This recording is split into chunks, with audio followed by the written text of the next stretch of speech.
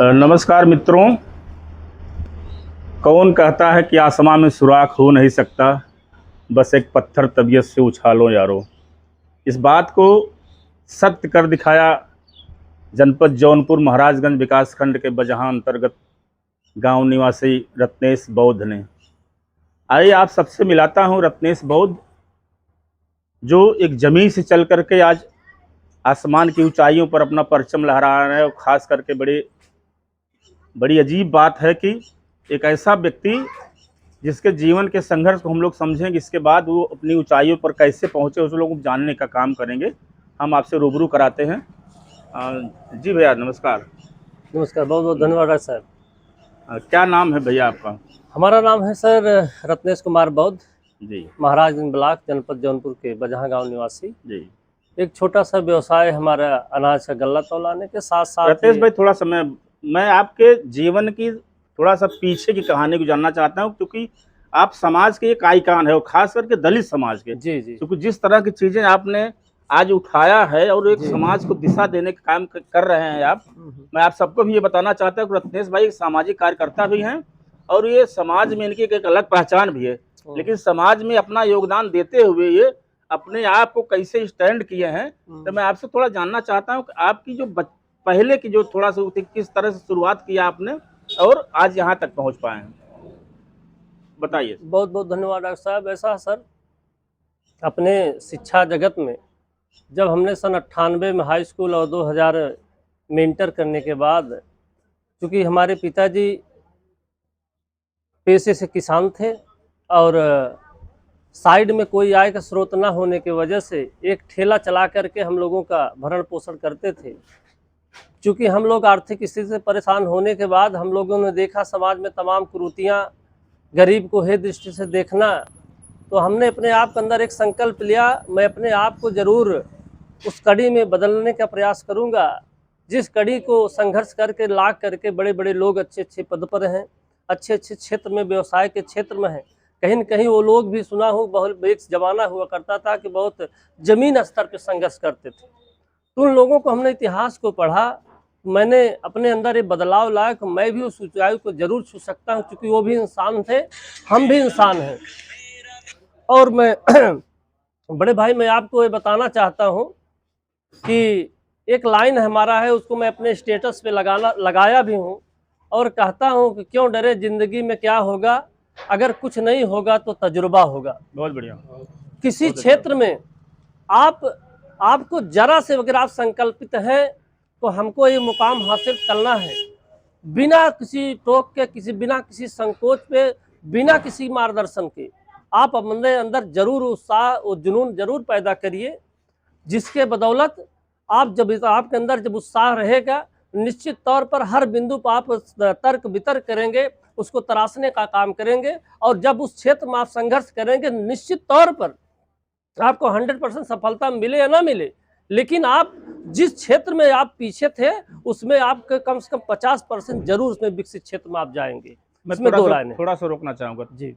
ये इसकी शुरुआत आपने, ये जो आज आपका ये लॉर्ड बुद्धा इंटरप्राइजेज जो आज का इसका उद्घाटन आप कर रहे हैं जी, इसकी जो सोच थी आपकी जी, इसकी शुरुआत आपने कहाँ से किया था?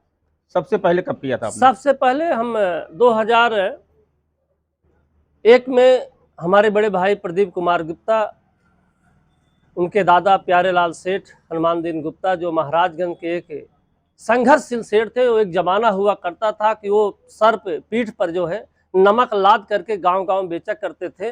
आज महाराजगंज ब्लॉक में उनकी एक पहचान है, एक गली में दुकान है, लेकिन फिर भी लोग 50 किलोमीटर दूर से उनके यहाँ खरीदारी करने के आते हैं। इसलिए उनके यहाँ दुकान पे हर एक सामान जो है क्वालिटीदार, शुद्धता है, और उनके अंदर ईमानदारी से अच्छा तरह से लोगों के व्यवहार तहत व्यवसाय में आगे बढ़े हैं। तो उनके जो छोटे नाती हैं प्रदीप कुमार गुप्ता, हमारे आइकान रहे हैं। उन्होंने उस समय हमारा साथ दिया जब समाज में छुआछूत भेदभाव हुआ करता था, व्यवसाय में लोग असफल रहते थे, फिर भी उनको हौसला देने का काम करते थे। उनके यहाँ हम एक छोटी सी राइस मिल थी, डॉक्टर भीमराव अम्बेडकर बालिका डिग्री कॉलेज, उमाशंकर विधायक विद्यालय है, उनके सामने राइस मिल था। वहाँ पर हमने 300 रुपये का नौकरी करना शुरू किया। उस समय हम इंटर कर रहे थे और बीए में एडमिशन कराया था संत लाल बहादुर पीजी कॉलेज।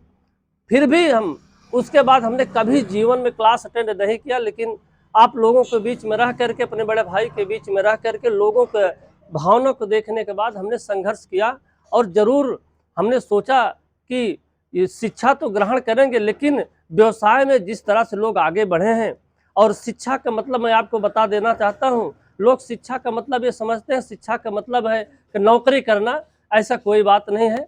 शिक्षा का अर्थ होता है ज्ञान। ज्ञान आपके अंदर रहेगा, आप किसी भी क्षेत्र में आप अपने आप को प्रासंगिक करके संघर्ष करके आप आगे बढ़ सकते हैं। इसलिए हमने उसके माध्यम से बिना क्लास लिए हमने बीए किया, कभी स्कूल का मुंह नहीं देखा, जाने का मौका केवल परीक्षा दे करके किताब घर में रख करके पढ़ा करता था। उसके बाद हमने यमय किया, संपूर्णानंद से शास्त्री किया, आचार्य किया। उसके बाद हमने बीटीसी किया। और एक मजे की बात आपसे बता दूं, बहुत हमारे साथ ऐसे छात्र थे जो डेली कोचिंग किया करते थे, डेली क्लास जाया करते थे, लेकिन 4-4 सेमेस्टर में कई बार उनको बैक लगा। मैं कभी क्लास का मुंह नहीं देखा, कभी कोचिंग सेंटर पर नहीं गया, मजदूरी करने के बाद मेरा चारों सेमेस्टर में फर्स्ट क्लास अच्छा नंबर आया। बहुत बढ़िया। और मैं इससे बहुत अपने आप के अंदर बहुत उत्साह मिला कि मेरे अंदर जो प्रेजेंट ऑफ माइंड है, कहीं न कहीं हमारे जो सहयोगी लोग हैं जिनके मार्गदर्शन में हमको आशीर्वाद मिला है, जो ऊर्जा मिला, उनके सानिध्य में उनके विचारधारा को आगे बढ़ाने के साथ साथ हम अपने संघर्ष को और आगे बढ़ाएंगे।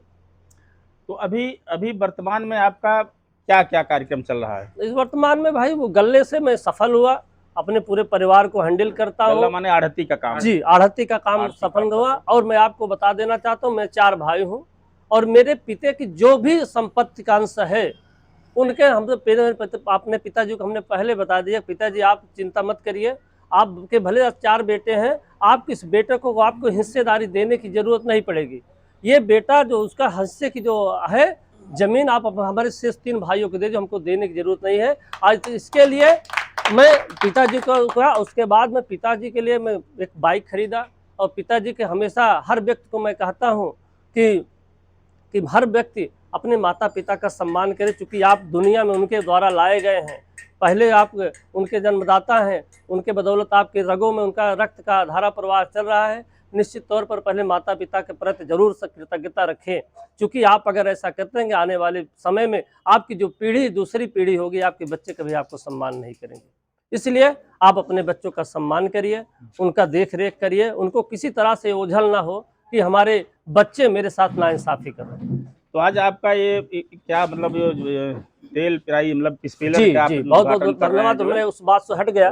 उसके बाद गल्ले के क्षेत्र में हमने सफलता हासिल। आज की डेट में हमारा 47 गांव में संपर्क है। 47 गांव में लगभग 15 गांव ऐसे हैं जहां के 15 गांव में 80% किसान वल्लीवन मुझको गल्ला देते हैं। इसलिए देते हैं, वो लोग पैसे के चक्कर में नहीं, वो लोग मेरे व्यवहार से, कार्यशैली से, मेरे योगदान से, मेरे संबंध से, एक दूसरे के यहाँ समय देने से वो लोग प्रभावशाली हैं। और वो लोग, मैं आपसे बता दूं, वो लोग यहाँ तक आह्वान कर दिए हैं कि आप अगर कोई राजनीतिक क्षेत्र में चुनाव भी लड़ना चाहेंगे तो मैं आपके लिए, मेरा समाज जो है 10 लाख चंदा देकर मैं आपको चुनाव लड़ाऊंगा।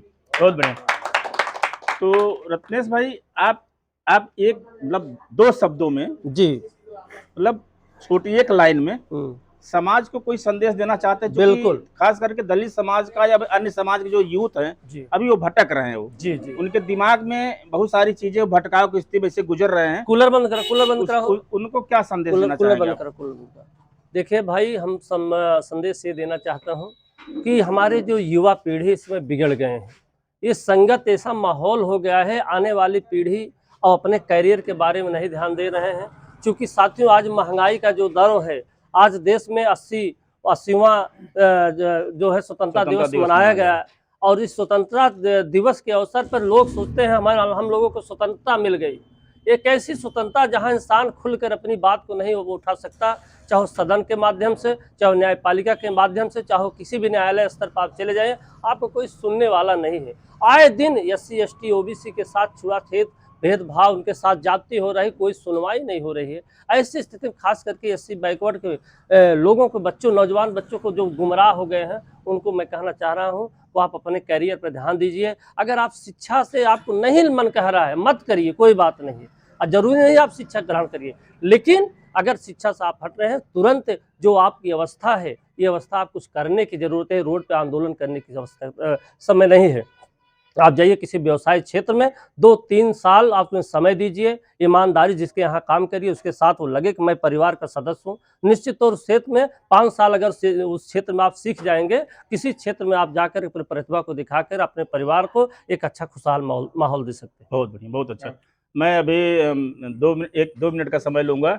हमारे बीच में महाराजगंज विकास खंड के एक चर्चित आइकान हैं, जो हम समाज के भी बड़े वो हैं, आदरणीय प्रधानाचार्य महोदय जी हैं, सम्मानित श्री देवानंद जी, ठीक है, हाँ, जो आप मूलभूत करके गांधीनगर निवास स्थान। के निवास स्थान के रहने वाले हैं, हमारे बीच में है। वो खास करके रत्नेश भाई के बड़े भाई हैं, बड़े भाई हैं और मार्गदर्शक भी हैं। मार्गदर्शक भी हैं और दाहिने हाथ हैं। जी। तो मैं आपसे जानना चाहूँगा सर कि 2 मिनट में, बहुत ज़्यादा नहीं समय लूँगा, कि 2 मिनट में आप रत्नेश भाई के जज्बातों को देखते हुए समाज को कोई दिशा देने का 2 मिनट का मैं आपसे व्यक्त चाहता हूँ सर। धन्यवाद आदरणीय डॉक्टर साहब बड़े भाई। हाँ भैया, निश्चित तौर पे आपने जब भी वो चक्के का उद्घाटन रहा वही बाटी थोड़ा सा व्यस्त है, न्यूज वाले हैं, थोड़ा बात हो तो मैं बता। और हमारे साथ में कंधे से कंधा मिलाकर चलने वाले हमारे बड़े भाई, साथ में साथ जी रत्नेश भाई की जहाँ तक व्यक्तित्व की बात है, हमने अपने जीवन में अपने समाज के पहला व्यक्तित्व ऐसा देखा कि जिन्होंने वाकई में जमीन से उठ करके वह एक कार्य रूप में परिणित किया अपने व्यक्तित्व को। हम टीचर थे, हम सीखते भी थे the all round development of child is known as education, लेकिन the all round development of person कैसे होना चाहिए, वह व्यक्तित्व मैंने अपने छोटे भाई में देखा। इनमें जो स्फूर्ति है, जो ऊर्जा है, और यह नहीं चतुर्दिशी विकास समाज में, चाहे अपनी बात वाक्पटुता या भाषा शैली की बात हो, जिस प्रकार से इन्होंने कॉलेज नहीं अटेंड किया, रेगुलरिटी नहीं रखा, या अन्य किसी प्रकार से शिक्षा को आय का साधन ना बना करके उसको अर्जित करके अपने आप में इस प्रकार से हुनर में तब्दील कर लिया कि जन सेवा के साथ साथ आज कई घरों का, जैसे इनके यहाँ जो व्यवसाय है, मैंने देखा कि गरीब घर के आते हैं लोग, वो भाई इनके साथ लग करके इनके व्यवसाय में अभिन्न अंग बन करके सहयोग देते हैं और उनके घर भी दीपक जलता है। तो गरीबों के यहाँ जिस प्रकार से इन्होंने दीपक जलाने का प्रयास किया है, हम और हमारा समाज इनका ऋणी रहेगा। हम कभी निश्चित तौर पे अदा नहीं कर पाएंगे। बेशक कि आप युवा हैं, लेकिन बौद्धिक क्षमता इनकी इतनी बड़ी है कि हम भी उसके कायल हो चुके हैं कि जो हुनर आप में है उसको मैं सल्यूट करता हूं। और धन्य बाबा साहब का, जिन्होंने जो बातें लिखी, भाई साहब ने उस बात को अपने चरित्र में चरितार्थ किया। साथ में हमारे भैया, बड़े भैया माननीय जगदीश नारायण जी, छोटे अनुज चंद्रभान जी, डॉक्टर साहब, छोटे भाई, हम सभी रामा जी आज जिस प्रकार से यहाँ पर पहुँचे हैं, इसमें मेरे माता पिता का अहम भूमिका है। आज अगर धरती पर मुझे लाए न होते तो हम ये सब कर नहीं पाते। और साथ ही साथ कहेंगे कि युग पुरुष, सिंबल ऑफ नॉलेज, बाबा साहब ने जो शिक्षा का बिगुल बजाया था, जो शिक्षा का सूत्र बताया था, हम लोग उस पर आज भी अपने कृतित्व को करने का प्रयास करते हैं। साथ ही साथ समाज में भी सोचते हैं कि अगर हमने अपने शिक्षा का सही इम्प्लीमेंटेशन करना है तो समाज में वंचित लोग जो भी हैं, हमारे विद्यालय में पढ़ने वाले जो फिल्टर्ड बच्चे आते हैं, हम उन पे अपनी शिक्षा का मूलभूत आधार मान करके इम्प्लीमेंटेशन करें और बच्चों को अच्छी शिक्षा दें। अभिभावक भी उनको न केवल नौकरी के लिए शिक्षा दें, वरन बच्चे के पूरे विकास, चतुर्थी विकास के लिए यह मान के चलें कि हमारा बच्चा पहले शिक्षित हो। या शिक्षित समाज हो गया तो समाज में अपना योगदान दे करके भी अपना भरण पोषण करता रहेगा। साथ ही समाज आने वाली पीढ़ी के लिए भी वह एक उदाहरण बनेगा। और निश्चित तौर पे हम उदाहरण देते चले जाते हैं, इससे मैं पूरा सहमत नहीं होता हूँ। हम खुद उदाहरण बने और उस उदाहरण बनने की जो मैंने कला देखी वो हमारे छोटे भाई अनुज रत्नेश में है, जिसके लिए मैं इनका आज भी तहे दिल से जितनी तारीफ करता हूँ कम है। भाई हो तो ऐसा ही हो।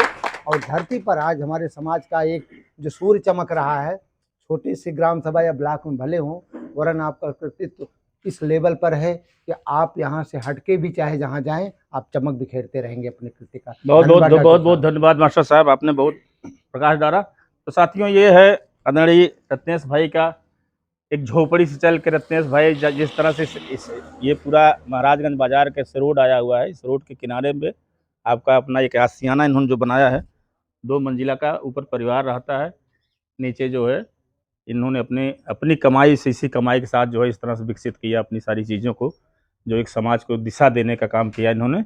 आइए हम लोग देखते हैं थोड़ा सा 2 मिनट का। ये सामने ये छोटी सी इन्होंने किराने की दुकान रखा है, जिसको इनकी पत्नी कहाँ गए, अंदर पे हैं, थोड़ा लगी हैं, व्यवस्था कर रही, वो देखती हैं। और यही नहीं, पूरे परिवार को इन्होंने कैसा एंगेज किया है। एक छोटा सा मैं आपको दिखाना चाह रहा हूँ कि एक छोटा सा इन्होंने यहाँ पे घर घंटी रखा है। इस घर घंटी के माध्यम से कितना अनाज डेली पिसता होगा? लगभग 1 कुंटल से 1.5 कुंटल। 1 से 1.5 कुंटल ये जो है गेहूं की पिसाई करते हैं।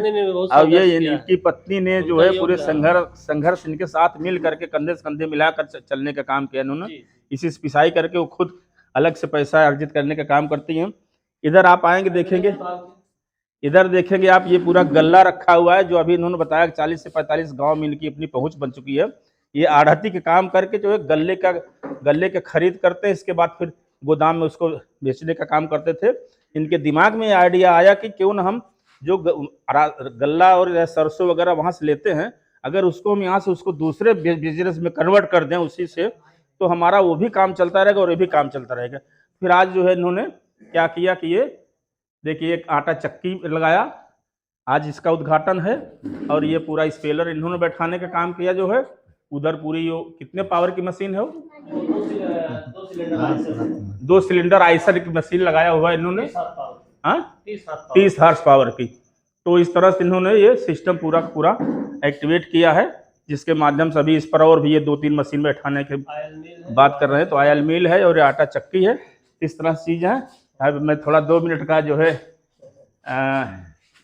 यही की पत्नी है, क्योंकि ग्रामीण अंचल से तो फरमा रही हैं, ठीक ना, और बहुत सारे लोग सब सीनियर ही हैं।